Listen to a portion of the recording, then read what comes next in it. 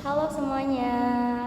Di sini aku akan menjelaskan sebuah materi yaitu untuk menjalankan output pada materi teori akuntansi. Nah, aku dari Universitas Pamulang di mana aku dapat dalam kelompok 3 dan ada 2 teman aku yang lainnya nanti yang akan dilampirkan di video sebelah. Selamat menyaksikan presentasi kami ya teman-teman. Sejarah perkembangan akuntansi. Untuk mempelajari sejarah akuntansi, kita harus dapat membedakan antara 3 hal, yaitu 1. Sejarah lahirnya praktik akuntansi itu dalam kehidupan manusia. Yang kedua, ada sistem pencatatan akuntansi itu sendiri sebagai pencatatan transaksi dengan sistem pembukuan yang sekarang dikenal dengan double entry accounting system. Yang ketiga, ada sejarah perkembangan ilmu akuntansi itu sendiri. Sejak ia merupakan satu bidang ilmu akuntansi untuk kemudian berkembang menjadi berbagai subbidang yang sudah dikenal saat ini seperti akuntansi manajemen, akuntansi internasional, akuntansi sumber daya manusia, dan auditing akuntansi perpajakan. Perkembangan secara publikasi umum dan khusus. Buku-buku awal abad ke-15 hingga 19, pada awalnya akuntansi direkam dalam buku-buku jurnal dan buku besar oleh pedagang dan pengusaha. Namun sistem ini tidak terstandarisasi dan seringkali hanya digunakan untuk tujuan internal. Publikasi awal abad ke-19. Pada abad ke-19 terjadi peningkatan dalam standarisasi akuntansi dengan munculnya publikasi seperti Bookkeeping oleh Luca Pacioli pada tahun 1494. Kemudian publikasi seperti Akuntansi oleh J. Lee Nicholson dan Principles of Accounting oleh A. C. Littleton memberikan landasan bagi praktik akuntansi modern. Pendirian organisasi profesional abad ke-20. Pada awal abad ke-20, organisasi profesional seperti American Institute of Certified Public Accountants atau disebut AICPA dan Institute of Chartered Accountants in England and Wales atau ICAEW didirikan untuk mengembangkan standar dan etika akuntansi. Publikasi standar akuntansi abad ke-20 hingga sekarang. Selama abad ke-20, berbagai badan standarisasi seperti Financial Accounting Standard Board atau FASB di Amerika Serikat dan International Accounting Standard secara aktif mengeluarkan standar akuntansi yang mengatur praktik akuntansi di bidang di berbagai negara. Keuntungan dan kelemahan single entry bookkeeping.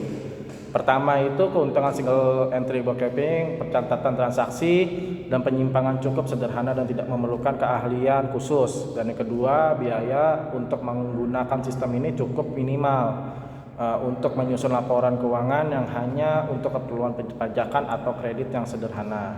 Dan kelemahan dari single entry bookkeeping ini, pertama, terdapat kesulitan dalam melakukan pengecekan validasi dan akurasi dalam pencatatan pembukuan dalam neraca percobaan. Dan yang kedua, adanya kemungkinan data dan informasi yang hilang sewaktu menyusun laporan keuangan. Dan yang ketiga, dibutuhkan upaya yang rumit dalam melakukan analisis transaksi dalam menyusun laporan keuangan.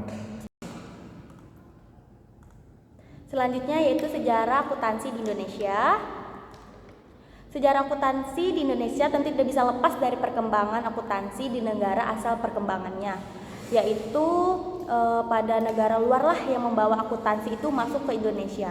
Namun pada zaman tersebut pasti sistem akuntansi sendiri, sayangnya ini penelitian mengenai masalah tersebut belum dilakukan. Namun Soekarno pada tahun 97 sudah mengenalkan akuntansi masuk ke Indonesia melalui perdagangan Arab yang melakukan transaksi bisnis di Kepulauan Nusantara. Ada periodisasi perkembangan akuntansi Indonesia itu dapat dibagi atas zaman kolonial serta zaman kemerdekaan.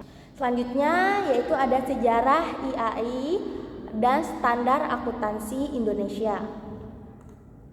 Pada waktu Indonesia merdeka, hanya ada satu orang akuntan pribumi, yaitu Profesor Dr. Ambutari, sedangkan Prof. Sumarjo lulusan pendidikan akuntan di negeri Belanda pada tahun 1956.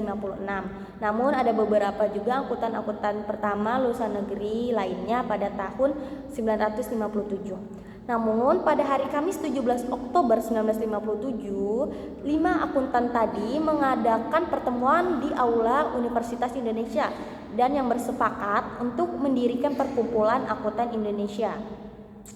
Dalam panitia tersebut, Prof. Sumarjo duduk sebagai ketua, sehingga dapatlah diberikan hasil Ikatan Akuntan Indonesia yang berdiri pada 23 Desember 1957, yaitu pada pertemuan ketiga yang diadakan di Aula UI atau Universitas Indonesia pada pukul 19.30.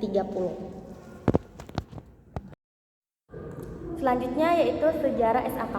Nah, pada tahun 1994, IAI juga telah memutuskan untuk melakukan harmonisasi dengan standar akuntansi internasional dengan menjadikan adopsi dalam rangka konversi dengan International Financial Reporting Standard atau IFRS. Terakhir, pendidikan akuntansi. Pendidikan akuntansi di Indonesia itu sebelumnya dikeluarkan Undang-Undang Nomor 34/1954 tentang gelar akuntan. Semua orang dapat menyatakan dirinya selaku akuntan dan memakai gelar akuntan. Sejarah perkembangan dunia pendidikan tinggi akuntansi waktu itu mengalami kemajuan menarik, yaitu pada Fakultas Ekonomi Universitas Indonesia dalam dasawarsa 1960 membuka jurusan akuntansi dengan muatan kurikulum serta berpola Amerika. Namun dengan banyaknya fakultas-fakultas ekonomi swasta dan negeri, pemerintahan bersama IAI mengatur pelaksanaan ujian negara akuntan, di mana pelaksanaan ujian ini akan menempuh untuk mendapat gelar akuntan, sehingga ujian UNA ini dilakukan dalam 2 tahap, yaitu UNA dasar dan UNA profesi. Sehingga dengan terjadinya ada pelaksanaan ujian ini, seorang akuntan berhak memakai gelar akuntan itu sesuai dengan Undang-Undang Nomor 34 Tahun 1954 tentang pemakaian gelar akuntan. Nah, selanjutnya, supaya meningkatkan penguasaan akuntansi terhadap pengetahuan dan kompetensi teknis di bidang akuntansi ini sendiri, maka IAI dengan dukungan Departemen Keuangan Republik Indonesia menyelenggarakan kembali ujian sertifikasi akuntan publik atau USAP dengan tujuan untuk menguji kemampuan akuntan untuk berpraktik sebagai akuntan publik, sehingga peserta USAP hanya bisa diikuti oleh orang yang sudah memiliki gelar akuntan pada sebelumnya, yaitu ujian UNA. Nah, pertama kali ujian USAP itu dilakukan pada tahun 1997 pada bulan September. Nah, akuntan peserta USAP ini dapat dinyatakan lolos apabila seluruh mata ujian berhak memperoleh sebutan BAP yang dikeluarkan oleh IAI. Sekian presentasi dari kami, semoga teman-teman dapat memahami materi tersebut dan apa yang kami sampaikan bisa diambil hikmahnya dan manfaatnya. Terima kasih. Dadah.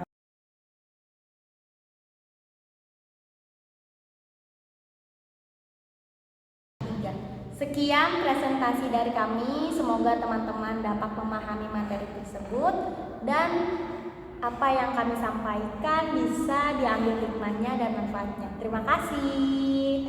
Dadah.